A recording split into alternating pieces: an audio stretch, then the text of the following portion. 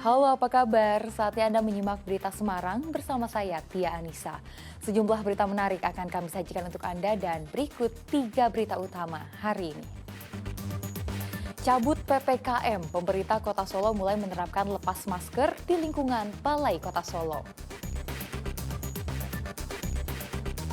Pasokan berlimpah karena petani mulai panen. Harga berbagai jenis sayur dan bawang merah di pasar tradisional di Boyolali anjlok. Kunjungi korban banjir di Kota Pekalongan, Gubernur Ganjar Pranowo menghibur anak-anak agar tidak stres.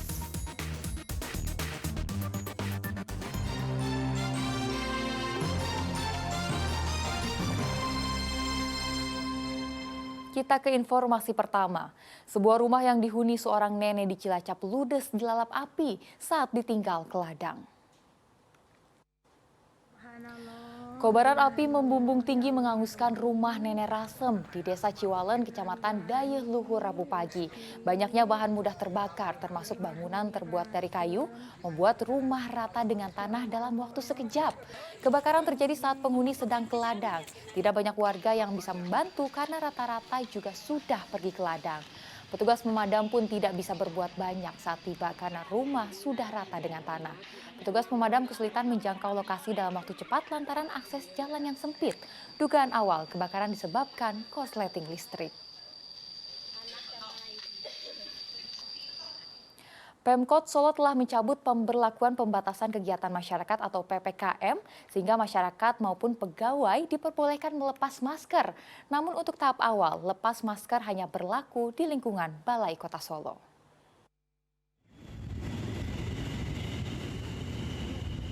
Suasana kantor Balai Kota Solo tampak berbeda pada Rabu pagi. Para pegawai sudah mulai melepas masker. Suasana ini merupakan hasil keputusan Pemkot Solo untuk mencabut kebijakan PPKM. Wali Kota Solo, Gibran Rakabuming Raka mengatakan kebijakan lepas masker akan diberlakukan secara bertahap. Pada tahap awal lepas masker hanya berlaku di lingkungan Balai Kota Solo. Namun jika ada pegawai atau warga yang bertamu ke Balai Kota dalam kondisi kurang sehat, disarankan tetap menggunakan masker. Sedangkan di lingkungan sekolah dan keramaian dianjurkan tetap memakai masker. Kalau untuk aturan lepas masker sendiri di sekolah seperti apa sih? Ya untuk bertahap lah. Kalau ini kita terapkan di Balai Kota dulu. Intinya di sekolah mungkin masih banyak anak-anak kecil yang nanti bertahap. Tapi aman. Ini aturannya beda dengan pusat ya? Aturannya beda dengan pusat emangnya wis do manggu masker. Memang poinnya aja tuh di tempat terbuka keramaian yang tetap dianjurkan pakai masker, lepas enggak apa-apa. Beraktivitas tanpa masker memang seperti menjadi kebiasaan baru bagi para pegawai. Ya sebenarnya pakai masker kan sudah menjadi kebiasaan kita sehari-hari. Tapi setelah diputuskan keputusan seperti ini ya kita berusaha untuk mengikutinya, dan ya sebenarnya kurang terbiasa, tapi kita harus profesional lah di lingkungan kerja ini. Kalau selama ini berarti lebih nyaman pakai masker atau? Sebenarnya lebih nyaman pakai masker karena kita kan berhubungan sama banyak orang di depan Prokompi, jadi kayak takut aja gitu Pak kalau menular. Sebelumnya pada hari Selasa, pemerintah Kota Solo mencabut pemberlakuan PPKM melalui rapat koordinasi semua instansi terkait. Namun masyarakat tetap diimbau menjaga protokol kesehatan, terutama saat berada di keramaian. Ya sudah, menyesuaikan dengan pusat. Berarti dicabut nih Pak? Iya dicabut, tapi dengan aturan yang baru nanti. Apa Pak? Ya sama, terkait dengan pelaksanaan kegiatan itu tetap ada izin, dengan prokes dan sebagainya. Ada SE lagi berarti gitu? Ada SE sama Perwali. Tetap SE tenang. Mau mencabut Perwali yang dulu, menyesuaikan PPKM menjadikan pencabutan dari Mendagri. Meski PPKM dicabut, pelayanan kasus COVID-19 tetap berjalan seperti sedia kala. Heri Prasetyo melaporkan dari Kota Solo. Komplotan pencuri yang membobol dinding toko di Kabupaten Cilacap akhirnya ditangkap. Polisi melacak keberadaan mereka dari sarung tangan yang tertinggal di lokasi kejadian.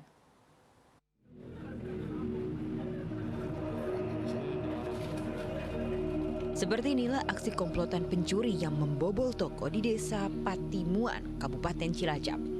Para pelaku membobol tembok belakang toko dan langsung masuk ke tempat penyimpanan uang. Di sana pelaku menggondol uang puluhan juta rupiah. Bahkan mereka sempat merusak kamera pengawas untuk menghilangkan jejak. Tak tinggal diam, polisi menyelidiki kasus pencurian ini dan menangkap 5 orang. Pelaku yang merupakan residivis ini sempat kabur dan bersembunyi di Kabupaten Bogor, Jawa Barat.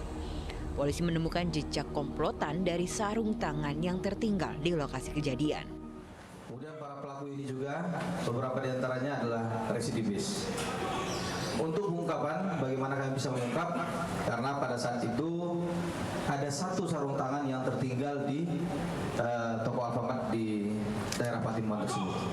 Kemudian berdasarkan informasi yang kami dapat, ada salah satu tempat rentalan yang mana di mobil tersebut tertinggal beberapa sarung tangan yang mirip dengan sarung tangan yang tertinggal di Alfamart. Komplotan ini mengaku mencari sasaran secara acak dan hasil kejahatan kemudian dibagi rata. Langsung aja. Langsung aja. Pakai apa itu masuknya? Kayak besi itu. Kayak besi itu. Bobol? Iya. Apa itu tembok? Tembok. Sampai dalam dapat berapa apa aja yang didapat? Cuma uang sama rokok aja.